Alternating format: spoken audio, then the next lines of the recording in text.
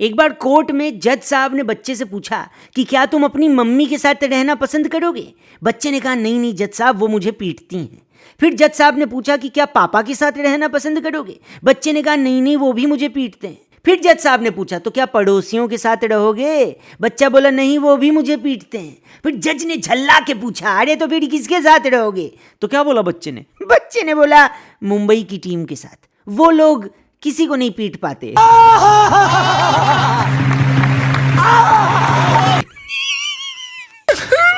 नहीं। नमस्कार, जय हिंद। मैं हूं रौनक। देखना शुरू कर चुके हैं आप रणतंत्र। 15 अप्रैल 2011 की बात बता रहा हूं मैं आपको। ये वो वक्त था जब भारतीय टीम को वर्ल्ड कप जीते हुए 2 हफ्ते ही हुए थे और वर्ल्ड कप के फौरन बाद ये T20 लीग शुरू हो गई थी। कई लोगों का मानना था कि सचिन को वर्ल्ड कप जीतने के बाद रिटायरमेंट ले लेनी चाहिए थी, क्योंकि करियर में उन्होंने सब कुछ अचीव कर लिया है। अब बाकी ही क्या है, वर्ल्ड कप जीत लिया। पिछले साल हुए T20 लीग की ऑरेंज कैप भी तेंदुलकर के पास थी और उनके आलोचकों का कहना था कि उनके अंदर क्रिकेट खत्म हो गया है। लेकिन जिस दिन की कहानी हम आपको सुना रहे हैं, यानी 15 अप्रैल 2011 को वर्ल्ड कप जीतने के बाद सचिन तेंदुलकर कोच्चि टस्कर्स के खिलाफ अपनी टीम मुंबई के लिए मैदान पर खेलने उतरे और अपने फेवरेट ग्राउंड वानखेड़े पर 66 यानी 66 गेंदों में शानदार नॉट आउट 100 रन बनाए। कल अपने बर्थडे वाले दिन सचिन तेंदुलकर के अपने फेवरेट ग्राउंड वानखेड़े पर एक बार फिर वापसी हुई। मुंबई का भी इस साल वानखेड़े स्टेडियम में पहला मुकाबला था जहां उनको मैच से ज्यादा अपनी इज्जत बचानी थी। मेरा कलेजा ठंडा हो गया। इस मुहिम में उन्होंने पहले टॉस जीता और फिर बॉलिंग करने का फैसला लिया। रोहित के बॉलर्स ने भी उनकी इस फैसले का भरपूर समर्थन किया और पावर प्ले में लखनऊ के बल्लेबाजों को बांधे रखा।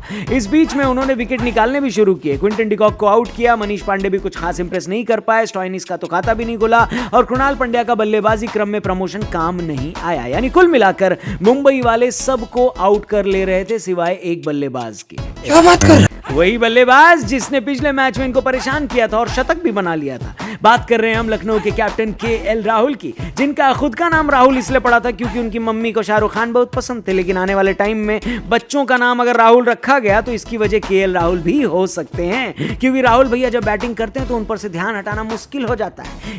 सही बात है। इसी साल इसी टूर्नामेंट में राहुल ऑलरेडी एक शतक मार चुके हैं और इत्तेफाक की बात है कि वो सेंचुरी भी मुंबई के खिलाफ ही थी। एक बार फिर मुंबई के खिलाफ खेलने आए राहुल की शुरुआत धीमी रही और पहली 30 गेंदों में उनका स्ट्राइक रेट सिर्फ 97 का था। लेकिन अगले 30 गेंदों में उन्होंने डायरेक्ट पहले से छठा गियर लगाकर 241 के स्ट्राइक रेट से बैटिंग करी और सिर्फ 61 गेंदों में इस साल अपना दूसरा शतक जड़ दिया, दोनों मुंबई के खिलाफ। राहुल ने अकेले 103 रन बनाए, बाकी पूरी लखनऊ की टीम एक्स्ट्रास की मदद से 65 रन बना पाई और लखनऊ ने मुंबई को पहला मैच जीतने के लिए 169 का टारगेट दिया।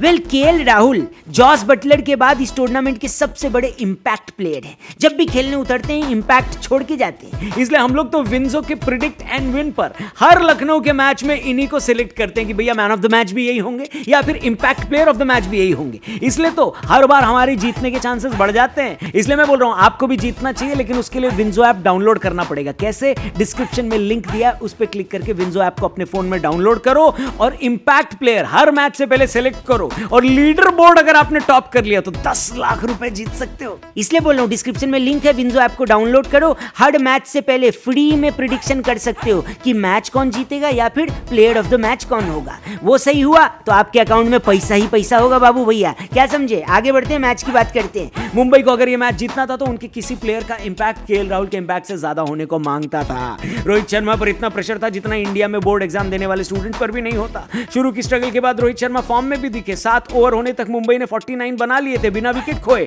लेकिन इनमें से ज्यादातर रन शर्मा जी के बल्ले से ही आए थे। इस ऑक्शन की सबसे महंगी खरीद रहे ईशान किशन अब तक इस साल की अंबानी जी की सबसे खराब इन्वेस्टमेंट नजर आ रहा है। मजा नहीं आ रहा है। न सिर्फ उन्होंने सिर्फ 8 रन बनाए, बल्कि इतने रन बनाने में उन्होंने 20 गेंदें खर्च कर दी। खत्म। इतनी गेंदें खराब करने का खामियाजा मुंबई को एंड में भुगतना पड़ा। इसके बाद ईशान किशन आउट हुए और फिर मुंबई के डगआउट में आने जाने का सिलसिला शुरू हो गया। वैसे ही जैसे दादर के लोकल स्टेशन पर लोग आते जाते दिखते हैं। और रोहित शर्मा का विकेट मिलने के बाद तो लखनऊ वाले इतना खुश हो गए जैसे सुबह सुबह शर्मा जी की चाय पीने के बाद हो जाते हैं। मुंबई का दिन इतना खराब था कि सूर्या भैया भी नहीं चल पाए। एक तिलक वर्मा ने थोड़ी बहुत उम्मीद जगाई थी, लेकिन उनके आउट होने के बाद टारगेट गड्ढा मुक्त रोड हो गया, जो मुंबई की किस्मत में है ही नहीं। लखनऊ की बेहतरीन डेथ बॉलिंग परफॉर्मेंस ने मुंबई की इस साल के टूर्नामेंट में डेथ करा दी और अंबानी जी की ये टीम श्योर शॉट टूर्नामेंट से बाहर हो गई भाई साहब। लेकिन माही भाई की पिछली मैच की ब्रिलियंस ने चेन्नई को अभी तक इस टूर्नामेंट में जिंदा रखा है और आज चेन्नई वर्सेस पंजाब में दोनों टीमें अपर हैंड लेने की कोशिश करेंगी। क्या लगता है आपको, कौन जीतेगा या फिर कौन बनेगा आज के मैच में मैन ऑफ द मैच? ये आप फ्री में प्रिडिक्ट कर सकते हो विंजो ऐप पर जाकर, और जीते तो कैश सीधा आपके अकाउंट में। इसलिए बोल रहा हूं, डिस्क्रिप्शन में लिंक दिया है, उस पर क्लिक करके जल्दी से डाउनलोड करो विंजो ऐप और मस्त कैश जीतो। लेकिन याद रखना, this game involves an element of financial risk and may be addictive. Please play responsibly and at your own risk. तो बस चलते हैं, कल आपसे फिर यहीं पर मिलते हैं। Thank you for watching. हमारे चैनल को सब्सक्राइब करना। क्या लगता है आज माही भाई मारेंगे? कल वीडियो में बता देंगे। सी यू।